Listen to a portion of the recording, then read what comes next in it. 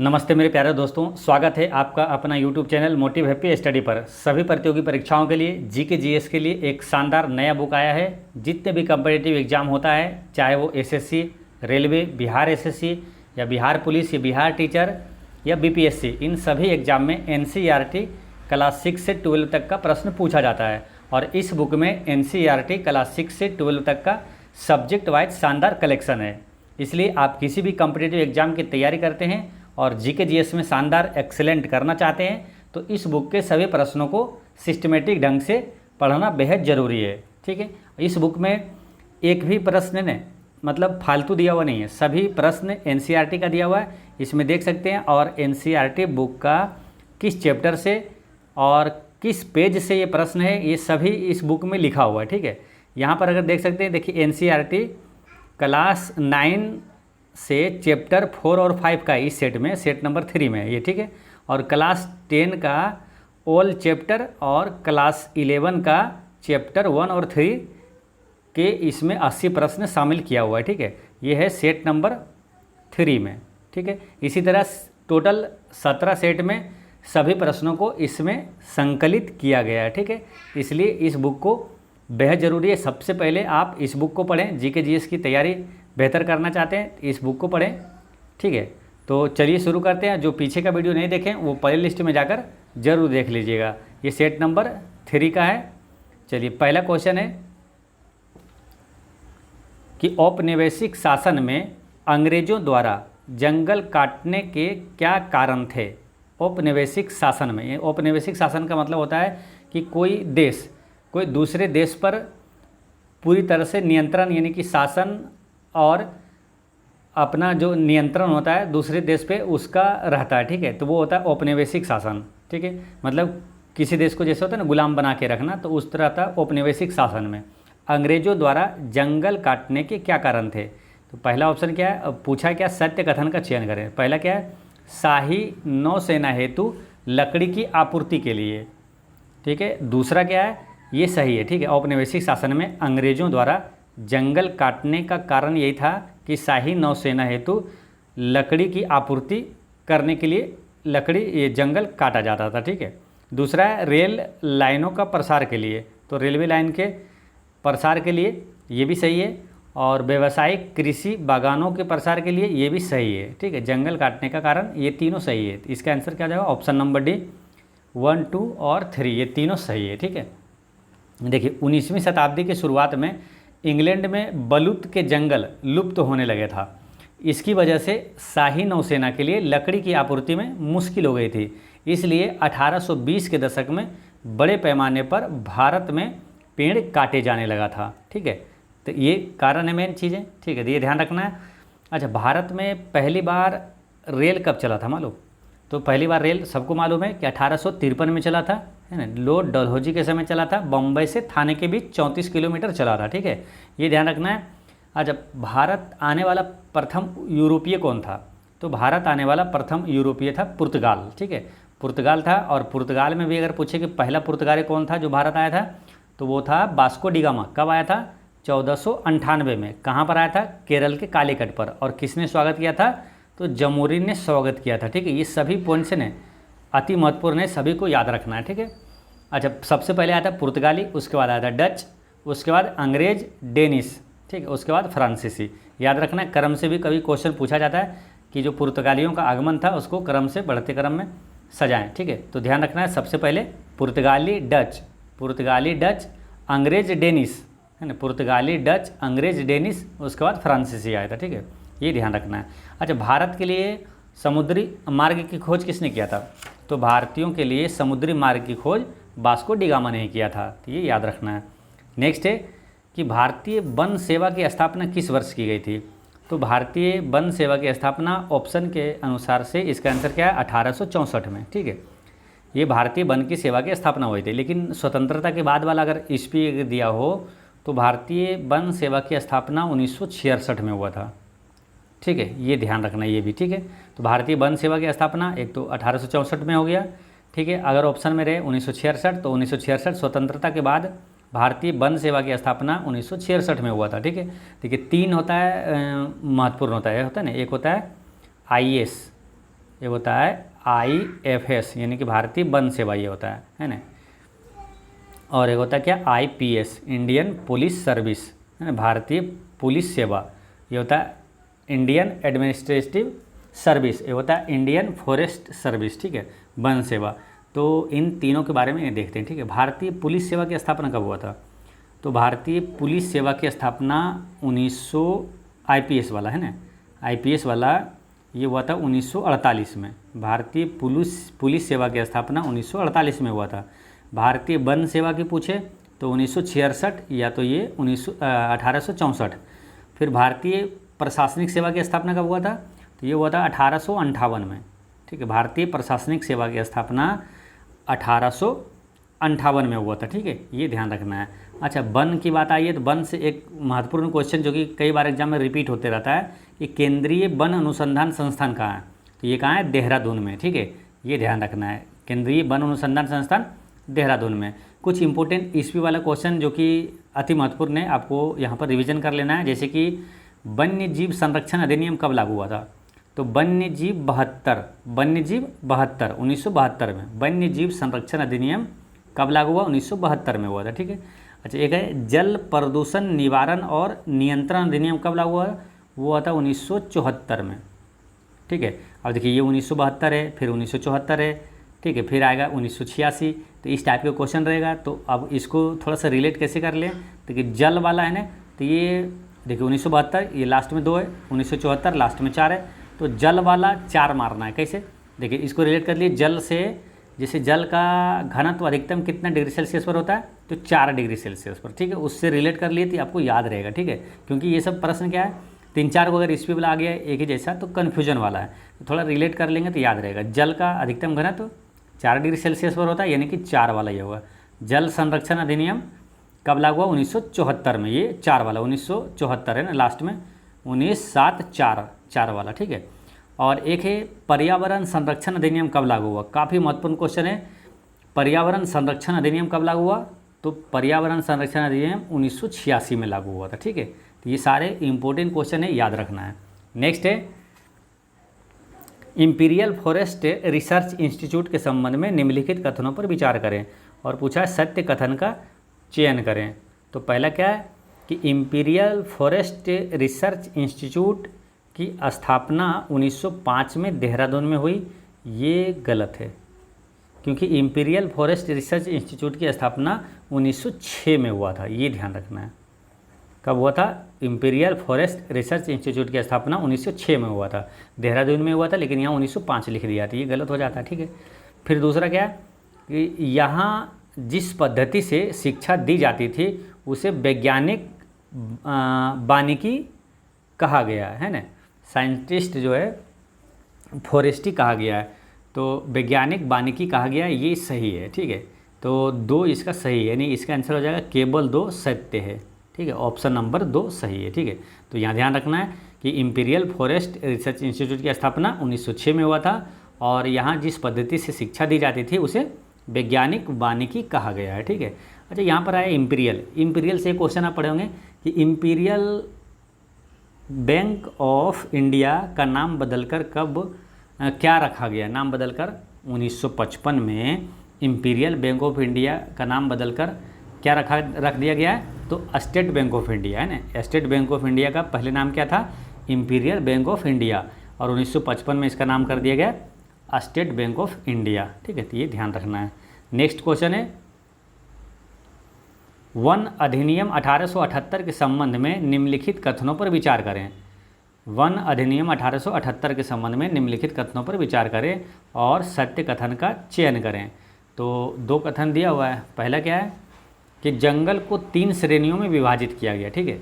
One अधिनियम 1878 के तहत जंगल को 3 श्रेणी में बांटा गया, एक आरक्षित, दूसरा सुरक्षित और तीसरा ग्रामीण, है ना। जंगल को भी बांटा जाता है ना, जोन में बांट दिया जाता है। तो ये कहा गया आरक्षित, एक सुरक्षित और एक ग्रामीण, तो ये सही है, ठीक है। फिर क्या है, सबसे अच्छे जंगलों को आरक्षित वन कहा गया है। गांव वाले केवल सूखी लकड़ी एवं विशेष प्रकार की औषधि ही इन जंगलों से ले सकते थे। किस जंगल की बात कर रहा है? आरक्षित वन से। ये गलत है। देखिए आरक्षित वन में क्या होता है इससे कोई भी लकड़ी किसी भी प्रकार की ज़रूरत हो तो नहीं ले सकते हैं, ठीक है, आरक्षित वन से। वो घर बनाने के लिए या तो जलावन के लिए अगर लकड़ी लेना होता है तो आप सुरक्षित या तो ग्रामीण जंगल से ले सकते हैं, लेकिन ये आरक्षित वन से नहीं ले सकते, ठीक है। तो ये गलत है, यहाँ बोला क्या, इन जंगलों से ले सकते थे आरक्षित वन से, तो ये गलत है। तो इसका आंसर क्या हो जाएगा, केवल एक सत्य है। इसका आंसर हो जाएगा ऑप्शन नंबर ए, ठीक है, केवल एक सत्य है, ठीक है। तो ये ध्यान रखना है। अब बात करते हैं किसकी, ये वन आया तो भारतीय वन सेवा की स्थापना कब हुआ था, 1864 और 1966, ये दोनों याद रखना है। केंद्रीय वन अनुसंधान संस्थान कहाँ है, तो देहरादून में है। अच्छा, यहाँ पर दो इंपॉर्टेंट क्वेश्चन, चार है, ठीक है, जो काफ़ी महत्वपूर्ण है, एग्जाम में पूछा जाता है निश्चित रूप से, ठीक है। सर्वाधिक वन क्षेत्र किस राज्य का है, तो सर्वाधिक वन क्षेत्र यानी सबसे ज़्यादा वनावरण किस क्षेत्र में, किस राज्य में है, तो मध्य प्रदेश में। सबसे ज़्यादा पेड़ पौधे वन कहाँ, मध्य प्रदेश में। सबसे कम वनावरण कहाँ है, तो वो है हरियाणा में, ठीक है। अब थोड़ा सा हार्ड अगर क्वेश्चन करता है तो ये पूछा जाता है कि सर्वाधिक वनावरण प्रतिशत वाला राज्य कौन सा है, तो वो है मिजोरम, ठीक है, याद रखना है। देखिए सर्वाधिक वन क्षेत्र हो गया मध्य प्रदेश, लेकिन प्रतिशत वाला पूछे तो मिजोरम है। और सबसे कम वनावरण है हरियाणा, और न्यूनतम वन प्रतिशत वाला पूछे तो वो भी हरियाणा है, ठीक है। न्यूनतम में दोनों हरियाणा है, ठीक है, कम वन आवरण और कम प्रतिशतता वाला भी हरियाणा है, लेकिन सर्वाधिक वन क्षेत्र में मध्य प्रदेश, सर्वाधिक वनावरण प्रतिशत वाला राज्य पूछे तो मिजोरम है, ठीक है। दोनों मुँह से ये मध्य प्रदेश और मिजोरम, लेकिन प्रतिशत मिजोरम, प्रतिशत वाला मिजोरम है, अधिकतम वाला, ठीक है। तो ये ध्यान रखना है, काफ़ी इंपॉर्टेंट क्वेश्चन है ये। नेक्स्ट है झूम की खेती, है ना, स्थानांतरण कृषि भी इसे कहा जाता है। तो झूम की खेती के नाम एवं संबंधित क्षेत्र का सही मिलान करें। तो झूम की खेती जैसे लादिंग है, ये कहाँ पर है ना, झूम की खेती को लादिंग कहा जाता है। तो झूम की खेती को लादिंग कहा जाता है, दक्षिण पूर्व एशिया में झूम की खेती को लादिंग कहा जाता है। और मिल्पा जो है ये मध्य अमेरिका मिल्पा कहा जाता है, मध्य अमेरिका में झूम की खेती को मिल्पा कहा जाता है। और ये अफ्रीका में क्या कहा जाता है झूम की खेती को, तो चितमेन कहा जाता है। और श्रीलंका में झूम की खेती को चेना कहा जाता है, ठीक है। तो ये ध्यान रखना है। देखिए दक्षिण पूर्व एशिया में क्या कहा जाता है, लादिंग, और मध्य अमेरिका मिल्पा, है ना, मो से मध्य अमेरिका, मो से मिल्पा, ऐसे रिलेट करिए, थोड़ा याद रहेगा। मध्य अमेरिका में झूम की खेती को मिल्पा कहा जाता है, ठीक है।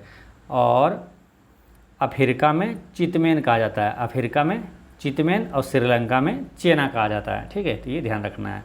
अच्छा, मध्य प्रदेश में झूम कृषि पद्धति को क्या कहा जाता है, तो दहिया कहा जाता है। मध्य प्रदेश में झूम कृषि पद्धति को दहिया कहा जाता है। और झारखंड में झूम की खेती को क्या कहा जाता है, तो कुरुबा कहा जाता है। झारखंड में झूम की खेती को कुरुबा कहा जाता है, तो ये भी याद रखना है। तो इसका आंसर क्या हो जाएगा, इसका आंसर हो जाएगा ऑप्शन नंबर सी, इसका करेक्ट आंसर है। नेक्स्ट है क्वेश्चन नंबर है 6। यूरोपीय वन रक्षक घुमंतु खेती के विरुद्ध क्यों थे। यूरोपीय वन रक्षक जो थे घुमंतु खेती के विरुद्ध क्यों थे, इसमें सत्य कथन का चयन करें, ठीक है। तो पहला कथन क्या है, सत्य कथन का चयन करें। पहला है घुमंतु खेती वाली जमीन इमारती लकड़ी के उत्पादन के लिए प्रतिकूल हो जाती थी। ये सही है कि घुमंतु खेती किसको कहा जा रहा है मालूम, ये भी है झूम की खेती को, है ना, झूम की खेती को स्थानांतरित कृषि या तो घुमंतु खेती कहा जा रहा है। और घुमंतु खेती वाली जमीन इमारती लकड़ी के उत्पादन के लिए प्रतिकूल हो जाती थी, ये सही है।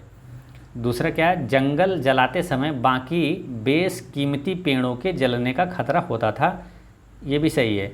लगान वसूली की प्रशासनिक परेशानी से बचने हेतु यूरोपीय वन रक्षक घुमंतु खेती के विरुद्ध थे, है ना, लगान वसूली की प्रशासनिक परेशानी से बचने हेतु, तो ये भी सही है। तो इसका आंसर क्या, तीनों सही है। इसका करेक्ट आंसर हो गया ऑप्शन नंबर डी, ठीक है, इसका डी हो गया। अच्छा, झूम की खेती को दक्षिण पूर्व एशिया में क्या कहा जाता है, लादिंग। दक्षिण पूर्व एशिया में लादिंग कहा जाता है, मध्य अमेरिका में मिल्पा, है ना, और अफ्रीका में चितमैन और श्रीलंका में चेना कहा जाता है। नेक्स्ट है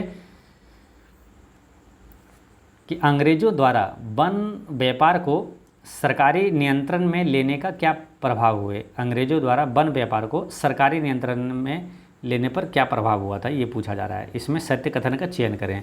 तो पहला है कि वन व्यापार की इजारेदारी यूरोपीय व्यापारिक कंपनियों को सौंप दी गई। ये सही है कि वन व्यापार की इजारेदारी यूरोपीय व्यापारिक कंपनियों को सौंप दी गई है। दूसरा है स्थानीय लोगों द्वारा शिकार करने और पशुओं को चराने पर बंदिश लगा दी गई। ये भी सही है ना। और किस मामले में सही है कि अंग्रेज़ों द्वारा वन व्यापार को सरकारी नियंत्रण में लेने पर यह सब हुआ था। ठीक है। कुछ घुमंतू समुदाय खाद्यान्नों और बागानों में काम करने को मजबूर हुए, तो ये भी सही है। तो इसका क्या है, तीनों इसका सही है। इसका आंसर क्या आ जाएगा, ऑप्शन नंबर डी, तीनों सही है। नेक्स्ट है कि देवसारी या तो मान किसे कहा जाता था। तो देवसारी या मान किसे कहा जाता मालूम, ये एक प्रकार का क्या था मालूम, कर था, है ना, शुल्क। देवसारी या तो मान जनजातीय क्षेत्र में लकड़ी के बदले लगने वाला शुल्क था। जनजातीय क्षेत्र में लकड़ी के बदले लगने वाला शुल्क था देवसारी या तो मान। ठीक है, ऑप्शन नंबर सी इसका करेक्ट आंसर हो गया। ठीक है, जनजातीय क्षेत्र में लकड़ी के बदले लगने वाला शुल्क होता था देवसारी या तो मान। ठीक है, देखिए क्या होता था कि जनजातीय क्षेत्र में कोई, जैसे कि सबका एक सीमा होता था, सबका क्षेत्रीय सीमा होता था। तो कोई गांव है, ठीक है, तो दो गांव हो गया, ठीक है, दो गांव अपना अपना सीमा हो गया। तो जब एक गांव के लोग दूसरे गांव से लकड़ी अगर लेना चाहते थे तो बदले में उनको शुल्क दिया जाता था। ठीक है, बदले में उसे टैक्स देना पड़ता था, उसे देवसारी या तो मान कहा जाता था। ठीक है, ये ध्यान रखना है। अच्छा, इस टाइप के क्वेश्चन आता है कि चौथ क्या था। चौथ और सरदेशमुखी याद रखना, ये मराठा साम्राज्य में एक कर था, है ना। चौथ डायरेक्ट पूछ लिया जाएगा कि चौथ क्या था, तो चौथ क्या था, एक कर था। सरदेशमुखी भी एक कर था। चौथ में क्या 1/4 कर लिया जाता था और सरदेशमुखी में 1/10, है ना, ये कर लिया जाता था। मराठा साम्राज्य में कर था। ठीक है। अच्छा, एक क्वेश्चन ये आता है कर से कि ब्राह्मणों पर जजिया कर लगाने वाला पहला सुल्तान कौन था। तो वो था फिरोज तुगलक, है ना। ब्राह्मणों पर जजिया कर लगाने वाला पहला सुल्तान था फिरोज तुगलक था। ठीक है, तो ये ध्यान रखना है। और चिलैया समिति का संबंध किससे है, तो कर सुधार से ही है। नेक्स्ट है कि ब्लेंडोंग डी एनस्टेन व्यवस्था के संबंध में निम्नलिखित कथनों पर विचार करें और सत्य कथन का चयन करें।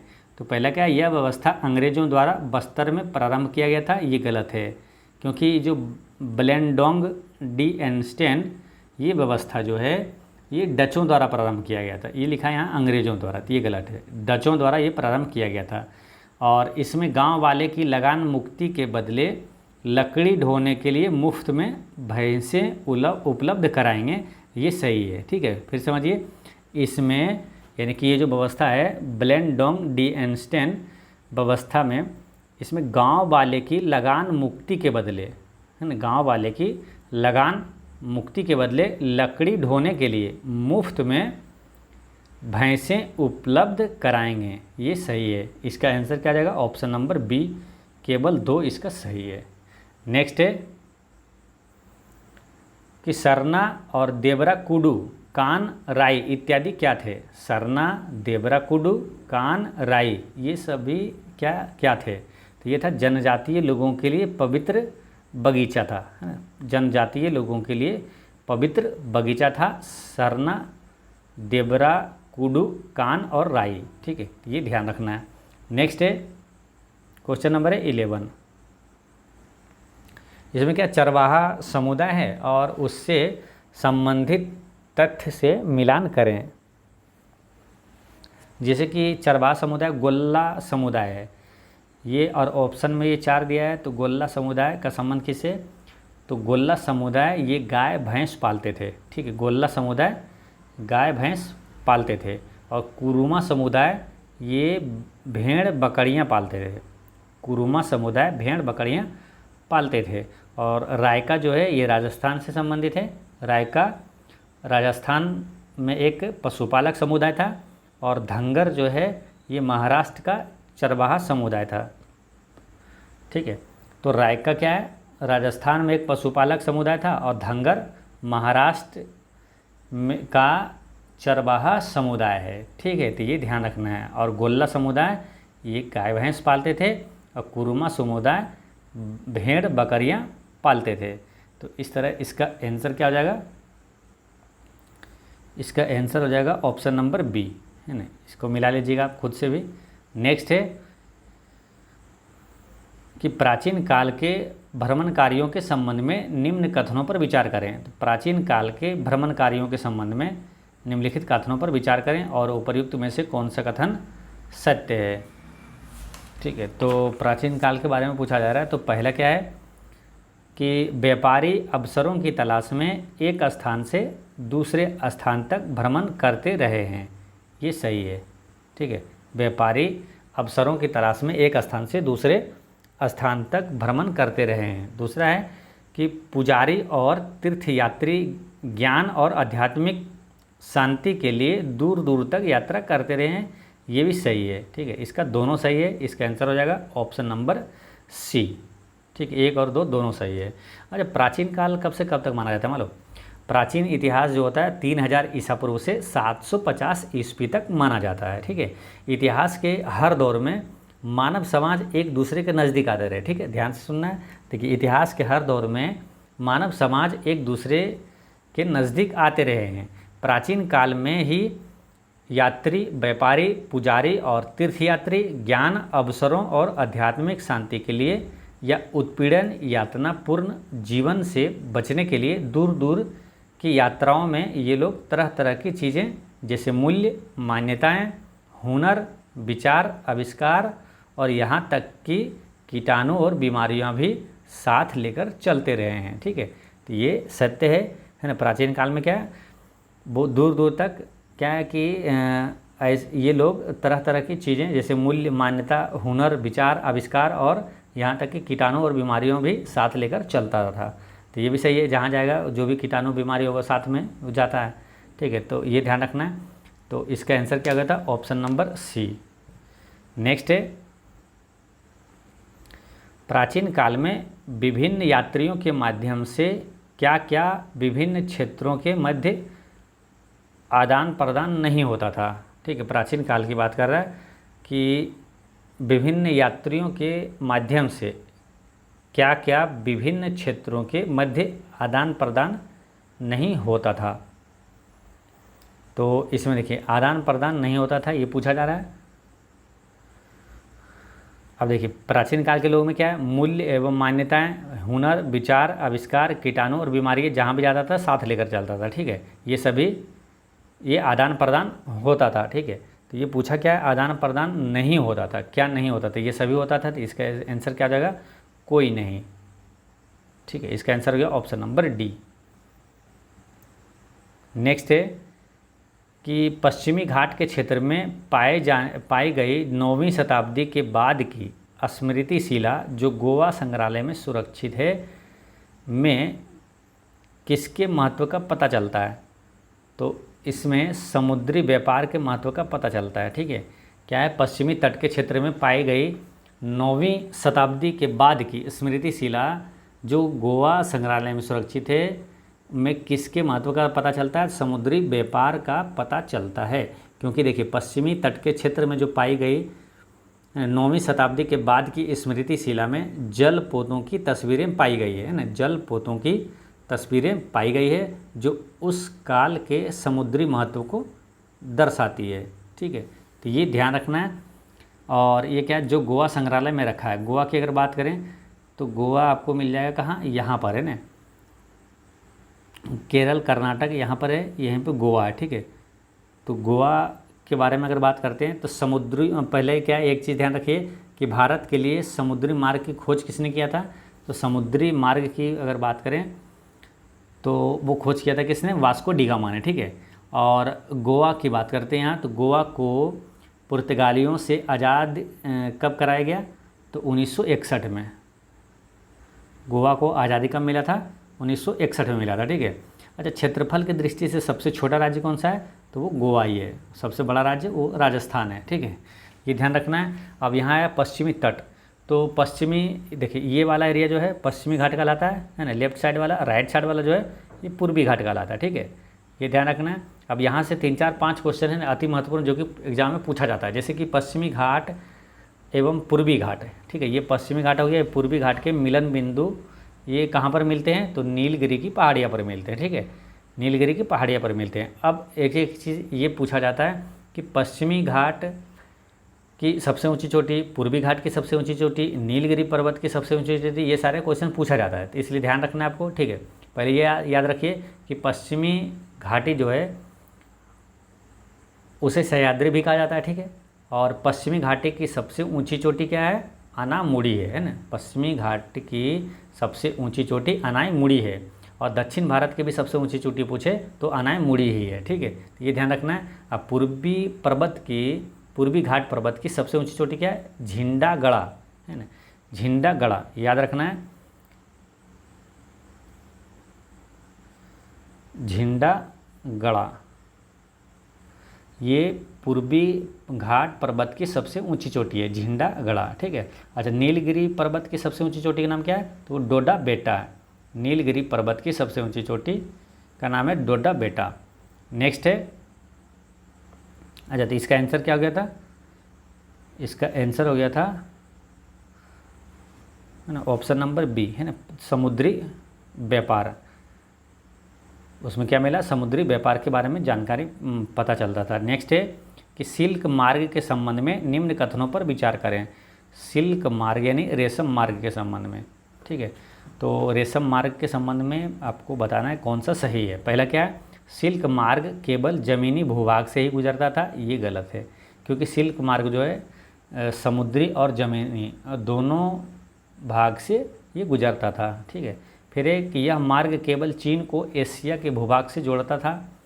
तो ये भी गलत है, क्योंकि ये जो रेशम मार्ग है ये जर्मनी और समुद्री मार्ग से भी गुजरती थी, मतलब ज़मीनी और समुद्री मार्ग। ठीक है, जो पहला तो हो गया जो ज़मीनी वाला, और समुद्री मार्ग ये दोनों से गुजरता था। दूसरा क्या है? ये मार्ग केवल चीन को एशिया के भूभाग से जोड़ता था।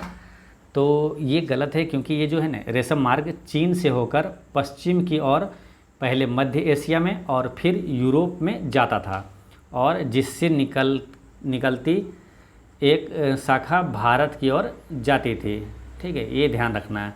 और रेशम मार्ग का जो है चीन, भारत, मिस्र, ईरान, अरब और प्राचीन रोम की महान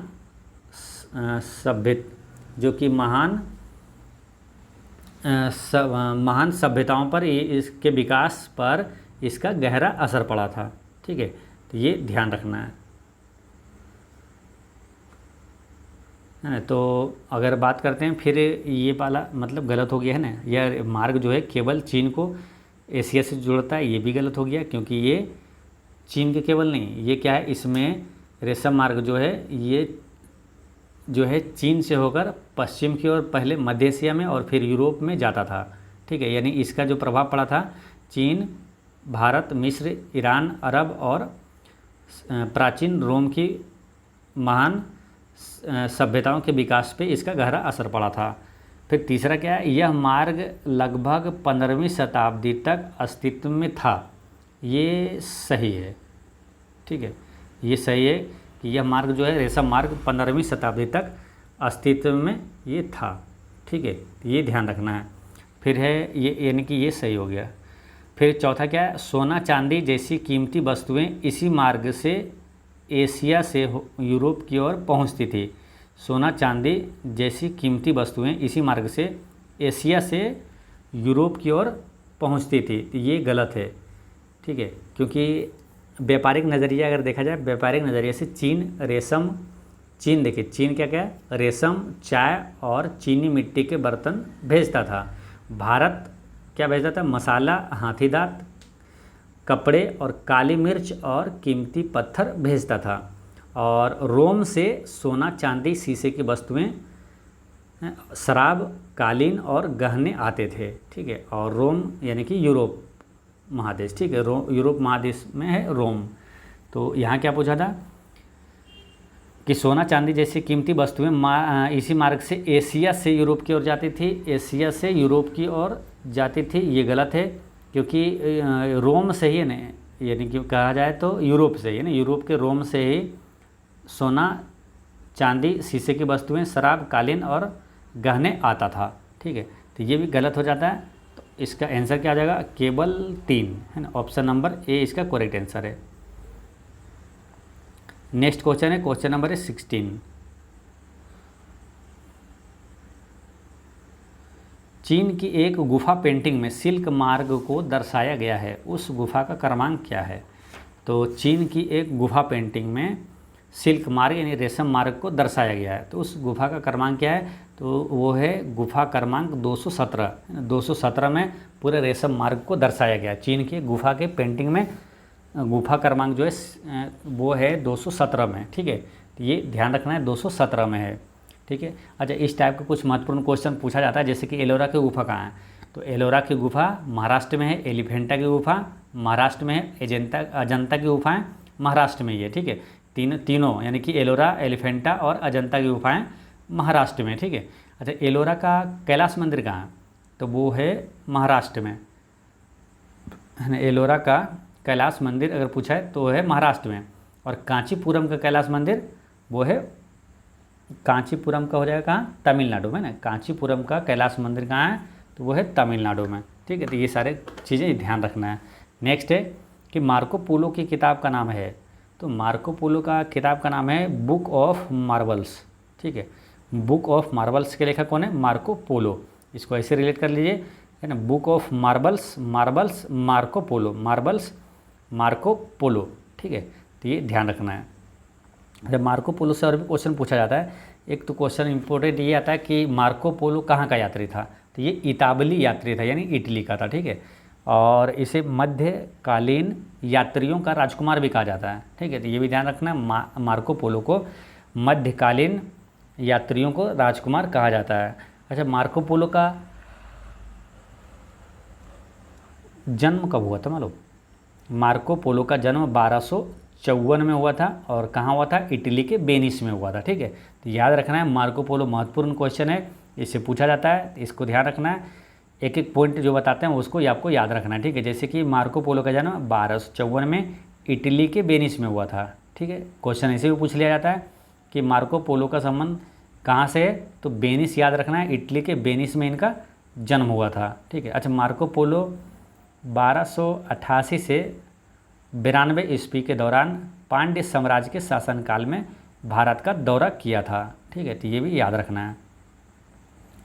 और इस तरह है एक निकोलो कोंटी। निकोलो कोंटी कहाँ का यात्री का था, जैसे मार्को पोलो इटली का था, निकोलो कोंटी भी इटली का ही था। Niccolo Conti Italy, Conti Italy, है ना। निकोलो कोंटी इटली का यात्री था, और किसके समय भारत आया था, देवराय प्रथम के समय ये भारत आया था, निकोलो कोंटी, ठीक है। तो ये याद रखना है। नेक्स्ट है अस्पैघेती, ये क्या है। तो अस्पैघेती ये है एक प्रकार की खाद्य सामग्री, है ना। अस्पैघेती क्या है, एक प्रकार की खाद्य सामग्री है। अच्छा, खाद्य सामग्री की बात आई है तो विश्व खाद्य दिवस कब मनाया जाता है, 16 अक्टूबर को मनाया जाता है। विश्व खाद्य दिवस 16 अक्टूबर को मनाया जाता है। और केंद्रीय खाद्य प्रसंस्करण मंत्री अभी वर्तमान में कौन है, चिराग पासवान है, ठीक है। ये भी याद रखना है। नेक्स्ट है निम्न कथनों पर विचार करें, और पूछा है कि उपर्युक्त में से कौन सा कथन सत्य है, ठीक है। कौन सा कथन सत्य है। पहला क्या है, आलू सोया मूंगफली का उद्भव भारत में हुआ था, ये गलत है, ठीक है। क्योंकि आलू सोयाबीन और मूंगफली का उद्भव जो है ये उत्तरी अमेरिका, दक्षिणी अमेरिका और कैरेबियन द्वीप समूह में हुआ था, है ना। आलू सोयाबीन मूंगफली का उद्भव, ठीक है, ये ध्यान रखना है। तो इसका आंसर क्या हो जाएगा, देखिए पहला तो ये तो गलत हो गया कि इसका उद्भव भारत में लिखा है, लेकिन इसका उद्भव हुआ था कहाँ, उत्तरी अमेरिका, दक्षिणी अमेरिका और कैरेबियन द्वीप समूह में हुआ था, तो ये गलत है। दूसरा क्या, ये खाद्य पदार्थ यूरोप एवं एशिया में तब पहुँचे जब क्रिस्टोफर कोलंबस ने अमेरिका की खोज किया था। तो ये सही है। ठीक है, ये खाद्य पदार्थ यूरोप एवं एशिया में तब पहुंचा जब क्रिस्टोफर कोलंबस ने अमेरिका की खोज की थी। तो ये केवल 2 सही है। इसका आंसर क्या हो जाएगा? ऑप्शन नंबर बी इसका करेक्ट आंसर है। अच्छा, आलू की बात आई यहाँ। आलू का सर्वाधिक उत्पादक राज्य कौन सा है? तो आपको याद रखना है उत्तर प्रदेश है। देखिए, आलू, गन्ना और गेहूँ, ये तीनों का सर्वाधिक उत्पादक राज्य है उत्तर प्रदेश। और बात करते हैं सोयाबीन का। सोयाबीन का सर्वाधिक उत्पादक राज्य कौन सा है? तो वो है महाराष्ट्र। और मूंगफली, कपास और नमक, ये सर्वाधिक उत्पादक राज्य कौन सा है? तो वो है गुजरात। ठीक है ना, मूंगफली सबसे ज़्यादा गुजरात में होता है, कपास भी गुजरात में, और नमक का उत्पादन भी सबसे ज़्यादा कहाँ होता है? तो गुजरात में होता है। ठीक है, तो ये याद रखना है। नेक्स्ट है 16वीं सदी के संदर्भ में निम्नलिखित कथनों पर विचार करें। तो और पूछा है कि उपर्युक्त में से कौन सा कथन असत्य है। ठीक है, तो असत्य पूछा है। तो पहला क्या है? 16वीं सदी के मध्य तक आते आते पुर्तगाली और स्पेनिश सेनाओं ने अमेरिका को उपनिवेश बनाना शुरू कर दिया था। ठीक है, तो ये इसमें सही है। ठीक है, ये सही है। फिर क्या है? दूसरा क्या है? यूरोपीय सेनाओं ने पुर्तगाली एवं स्पेनिश अपने सैन्य ताकत के बल पर अमेरिका के विभिन्न क्षेत्रों को जीता था। ठीक है, यूरोपीय सेनाओं ने पुर्तगाली एवं स्पेनिश या अपनी सैन्य ताकत के बल पर अमेरिका के विभिन्न क्षेत्रों को जीता था। ठीक है, तो ये सही है। फिर तीसरा कि इस समय अमेरिका वासियों में चेचक से लड़ने के लिए रोग प्रतिरोधी क्षमता विकसित हो चुकी थी। ठीक है, अमेरिका वासियों में चेचक से लड़ने की रोग प्रतिरोधी क्षमता विकसित हो चुकी थी। ये सही है। 2 और 3 इसका सही है, इसका करेक्ट आंसर है। तो 20 का आंसर हो जाएगा ऑप्शन नंबर सी।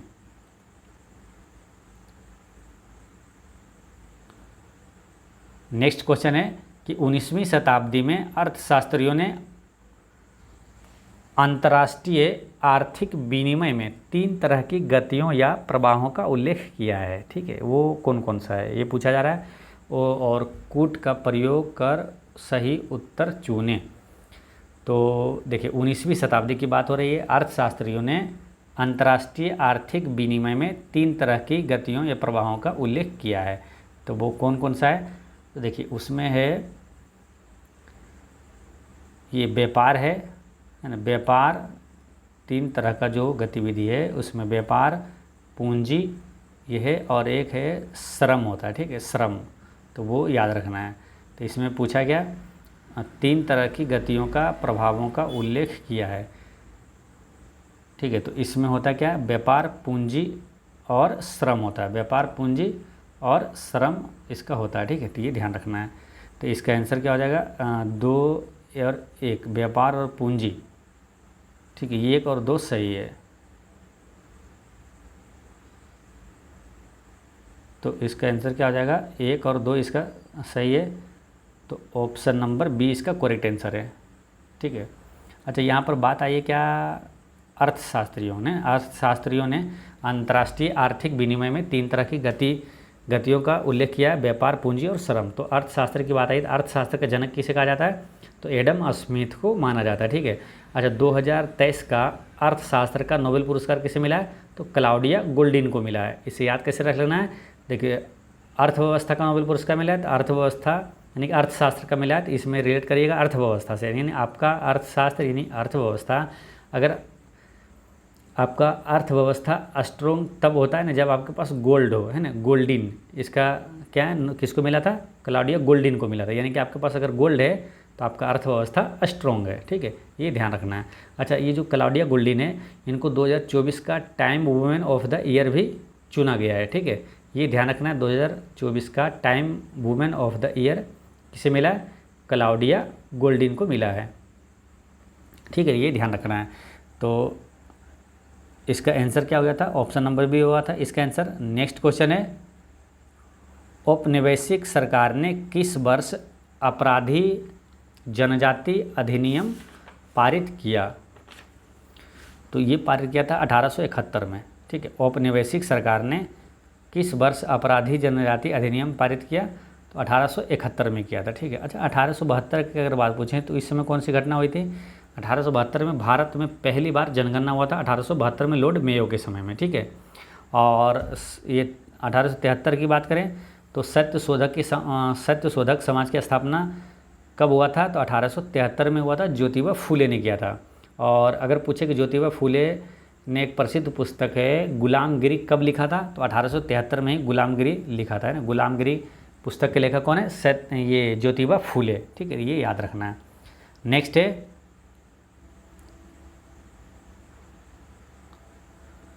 चरवाही टैक्स के संबंध में निम्नलिखित कथनों पर विचार करें।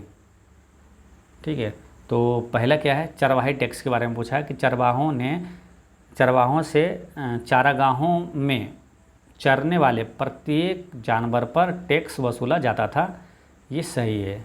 ठीक है, फिर क्या? प्रारंभ में अंग्रेज स्वयं ही अपने कारिंदों से टैक्स वसूलते थे, ये गलत है, क्योंकि प्रारंभ में बोली लगाकर ठेकेदारों को टैक्स वसूलने का काम सौंपा गया। ठीक है, ये ध्यान रखना है। तो ये 2 वाला गलत है। फिर क्या? किसी चारागाह में दाखिल होने के पहले चरवाहों को पास दिखाकर टैक्स अदा करना पड़ता था, तो ये भी सही है। किसी चारागाह में दाखिल होने के पहले चरवाहों को पास दिखाकर टैक्स अदा करना पड़ता था। तो इसमें क्या है? 1 और 3 सही है, दोनों हैं। 1 और 3 सही है, तो इसका करेक्ट आंसर हो जाएगा ऑप्शन नंबर ए। 1 और 3 सही है। ठीक है, तो ये ध्यान रखना है। अच्छा, इससे चरवाहा टैक्स से फिर इसका प्रभाव क्या पड़ा कि क्या हुआ कि चारागाहों का स्तर गिरने लगा था। जैसे कि अगर टैक्स लेने लगा था तो चारागाहों का स्तर जो है वो गिरने लगा था और जानवर बड़ी संख्या में मरने लगे थे, क्योंकि चारा लाने में या तो चारागाहों पर भी कर लगाया था। ठीक है, तो उसको लाने में उसमें क्या है, काफ़ी मुश्किल होती थी ना, उसको टैक्स देना पड़ता था, तो काफ़ी समस्याओं का सामना करना पड़ता था। ठीक है, इसके कारण वो चारागाह की व्यवस्था भी नहीं कर पाते थे और जानवर बड़ी संख्या में मरने लगा था। ठीक है, तो ये सभी मेन कारण है इसका। नेक्स्ट है कि चरवाही टैक्स के क्या प्रभाव हुए? तो चरवाही टैक्स के बारे में अभी बताएं कि चरवाही टैक्स के प्रभाव हुआ कि चारागाहों का स्तर गिरने लगा था और जानवर बड़ी संख्या में मरने लगे। ठीक है, ये दोनों सही है। तो इसका आंसर क्या हो जाएगा? सत्य कथन का चयन करें, दोनों। 24 का सी इसका करेक्ट आंसर हो जाएगा। नेक्स्ट है कि ये क्या है? मासाइलैंड है ना, मासाइलैंड या तो मासाइलैंड के संबंध में निम्नलिखित कथनों पर विचार करें। तो मासाइलैंड के बारे में सत्य कथन का चयन करें। तो पहला क्या है? यह यूथोपिया से लेकर तंजानिया तक फैला था, ये गलत है ना। मासाइलैंड का इलाका जो है ना, उत्तरी कोनिया से लेकर तंजानिया के घास के मैदान तक फैला हुआ था। ठीक है, तो ये ध्यान रखना है। इसमें क्या लिखा है? यूथोपिया से लेकर तंजानिया तक फैला हुआ था, तो ये गलत है, क्योंकि जो मासाइलैंड है का इलाका उत्तरी केनिया से लेकर तंजानिया के घास के मैदान तक फैला हुआ था। ठीक है, तो ये गलत हो जाता है। दूसरा क्या है? औपनिवेशिक ताकतों ने मासाइलैंड का विभाजन कर दिया। तो औपनिवेशिक ताकतों ने मासाइलैंड का विभाजन कर दिया था, ये सही है। ठीक है, तो इसका करेक्ट आंसर क्या हो जाएगा? केवल 2 इसमें सही है। ठीक है, मासाइलैंड के बारे में। ठीक है, तो मासाइलैंड के बारे में ये मेन ध्यान रखना है कि मासाइलैंड का इलाका जो है उत्तरी केनिया से लेकर तंजानिया के घास के मैदान तक ये फैला हुआ था। ठीक है, तो दोस्तों मिलते हैं नेक्स्ट वीडियो में आगे के महत्वपूर्ण प्रश्नों के साथ। आप पढ़ते रहें, मुस्कुराते